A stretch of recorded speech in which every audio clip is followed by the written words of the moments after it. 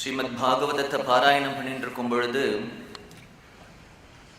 திரும்பி திரும்பி தியானத்தை பற்றியோ யோகத்தை பற்றியோ சொல்லிட்டு வரும் பொழுது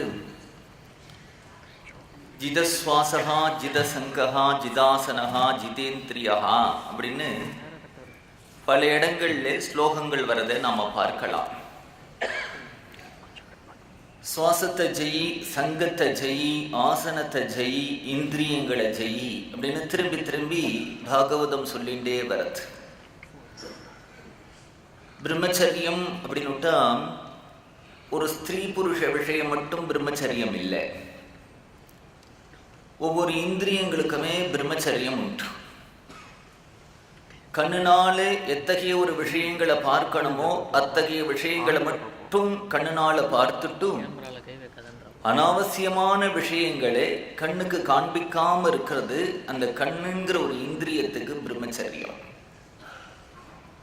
அவசியமான விஷயங்களை காதுனால கேட்டுட்டு அனாவசியமான விஷயங்களை கேட்கறதுக்கு காதுக்கு இடம் கொடுக்காம இருந்தோமானால் அது ஒரு பிரம்மச்சரியம். வாயினால சாப்பிட்ற விஷயமா இருந்தாலும் சரி, பேசுகிற விஷயமா இருந்தாலும் சரி, அவசியமானதை மட்டும் பண்ணி அனாவசியத்தை நம்ம பண்ணாமல் இருக்கிறது வாக்குங்கிற இந்திரியத்துக்கு பிரம்மச்சரியம். ஸ்பர்ஷம் அப்படித்தான், கந்தமும் அப்படித்தான். 5 இந்திரியங்களையும் அனாவசியமா செலவழிக்காம இருக்கிறதே பிரம்மச்சரியம். சங்கம் கூடாது அப்படின்னு பாகவதம் சொல்ற அதே பாகவதம் சங்கம் வேணும் அப்படின்னு சொல்றது. சங்கம் வேணும்னு சொல்லி சங்கத்தை ஜெயி அப்படின்னார். அப்புறம் சத் சங்கம் அப்படிங்கிறார். சங்கம் அப்படிங்கிறது ஜீவனுடைய ஒரு ஸ்வபாவம். எங்காவது எறும்பு போகிறது அப்படின்னு பார்த்தா தனியா ஒரு எறும்பு போறதில்லை. ஒரு 100-200 எறும்பு இப்படி சாரையா போகிறத பார்க்கிறோம். ஆகாசத்திலே பட்சிகள் எல்லாம் கூட்டம் கூட்டமாக தான் பறக்கிறது. காடுகளிலே விலங்குகள் எல்லாம் கூட்டம் கூட்டமாக தான் மேயறது.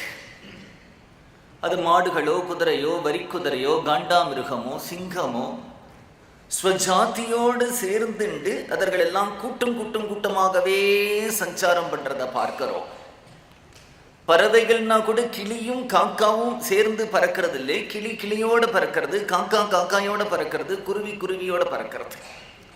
மான் மான் கூட்டத்தோடு திரியிறது, மாடு மாடுகள் கூட்டத்தோடு திரியிறது, குதிரை குதிரை கூட்டத்தோடு திரியிறது. அப்படின்னுட்டா ஒரு குரூப் பிஹேவியர் அப்படிங்கிறது ஜீவனுடைய ஒரு ஸ்வபாவம். தனித்திருக்காம சேர்ந்து இருக்கிறது. யார் ஒரு மனிதனும் பிறந்ததிலிருந்து தனியா வாழ்ந்துடவே முடியாது. ஏதோ ஒரு விதத்துல யாரையோ ஒருத்தரை அனுசரிச்சு சேர்ந்து தான் வாழ்ந்தாகணும். அப்படி சேர்ந்து வாழும் பொழுது சங்கம் அப்படிங்கிறது சேர்ந்து வாழறது, சேர்ந்து இருக்கிறதுங்கிறது சுவாவமா இருக்கும் பொழுது அந்த சேர்ந்து இருக்கிறதே சத்சங்கமா அமைத்துக்கொள் அப்படிங்கிறது தான் பாகவதம் சொல்றது. எப்பொழுதுமே சத்சங்கத்தில் இருந்துண்டு வா. இந்த சத்சங்கத்தில் இந்த விஷயங்களை கேட்கும் பொழுது நம்முடைய மனதில் இருக்கக்கூடிய சாத்வீகமான ஒரு வாசனை தூண்டப்படுறது. நம்ம பாட்டுக்கு வீட்டில் உட்கார்ந்துட்டே இருந்தா கூட யார் வீட்டிலேயோ சமையல் பண்றா, அந்த சமையலிருந்து வந்த ஒரு சுகந்தம், அந்த கந்தம் நமக்கு அந்த சமையலை பற்றியான ஒரு புத்தியிலே ஒரு மாற்றத்தை உண்டு பண்ணி அப்புறம் அது என்ன விஷயம்னு தெரிஞ்சுக்கிறதுக்கு பண்ணி அதை சாப்பிடணுங்கிற ஒரு ஆசையை வளர்த்துடுறது. ஏதோ ஒரு பாடல் கேட்கிறோம், அந்த பாடல் எங்கிருந்து கேட்கிறது அப்படின்னு கேட்டு அது கிட்டக்கு போய் அந்த பாடல்களை முழுக்க கேட்கணுங்கிற ஒரு ஆசையை கொண்டு வந்துடுறது. அப்ப ஏதோ கேட்கிற விஷயம், ஏதோ பார்க்கிற விஷயம், ஏதோ ஒரு சுகந்தம் நம்முடைய ஹிருதயத்தில் இருக்கக்கூடிய வாசனையை தோன்றது. எல்லாம் மனசுல இருந்தா போறோம், வெளியில வேண்டாம்னு சொல்ல முடியாது. வெளியில நடக்கிறதுக்கும் மனசுல விகாரம் ஏற்படுறது.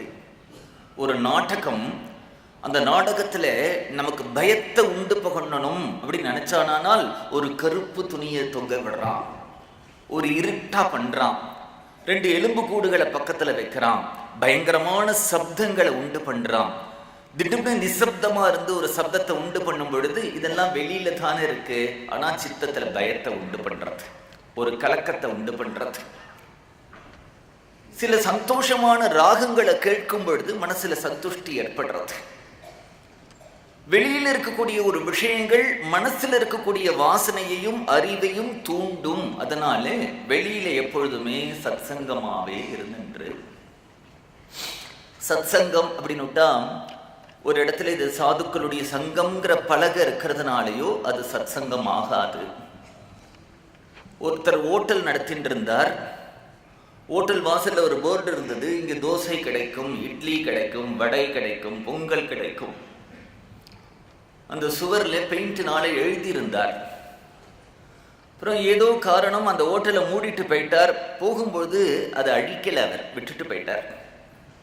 அந்த போர்டை பார்த்துட்டு உள்ள நுழைஞ்சா ஏதாவது கிடைக்குமோ? அது மாதிரி சத்சங்கம் அப்படிங்கிறது ஒரு பேர் இருக்கிறதுனால ஒன்று சத்சங்கம் ஆயிடாது. எந்த இடத்துல ஹரிநாம கீர்த்தனமும் கதாசிரவணமும் இருக்கோ அதுதான் சத்சங்கம். மகான்கள் காண்பிச்சிருக்கா, சாஸ்திரங்கள் காண்பிக்கிறது. சத்சங்கத்துல சித்தத்திலே நல்ல சிந்தனைகளை வளர்த்து சாத்விகமான ஒரு வழியிலே வாழ்க்கையை அமைச்சுட்டு போனோம். ஸ்ரீமத் பாகவதத்திலே தேவஹூதி இதை சொல்றா. சங்கம் கூடாது, ஆனா மகான்களுக்கிட்ட வைக்கக்கூடிய சங்கம் என்ன பண்றது அப்படின்னுட்டா பிறவி இல்லாம பண்ணிடுறது அப்படின்னு சொல்றா. சாதாரண மனுஷால்கிட்ட வைக்கக்கூடிய சங்கம் பல பிறவிகள்ல ஒண்ணு கொண்டு தள்ளிடும். மகான்கள்கிட்ட வைக்கக்கூடிய சங்கமோ உனக்கு பிறவி இல்லாம பண்ணிடுறது அப்படின்னு சொல்றார். ஹரே ராம ராம ராம ஹரே ஹரே, ஹரே கிருஷ்ண கிருஷ்ண கிருஷ்ண ஹரே ஹரே, ஹரே ராம ராம ராம ஹரே ஹரே, ஹரே கிருஷ்ண கிருஷ்ண கிருஷ்ண ஹரே ஹரே, ஹரே ராம ராம ராம ஹரே ஹரே, ஹரே கிருஷ்ண கிருஷ்ண கிருஷ்ண ஹரே ஹரே, ஹரே ராம ராம ராம ஹரே ஹரே, ஹரே கிருஷ்ண கிருஷ்ண கிருஷ்ண ஹரே ஹரே, ஹரே ராம ராம ராம ஹரே ஹரே, ஹரே கிருஷ்ண கிருஷ்ண கிருஷ்ண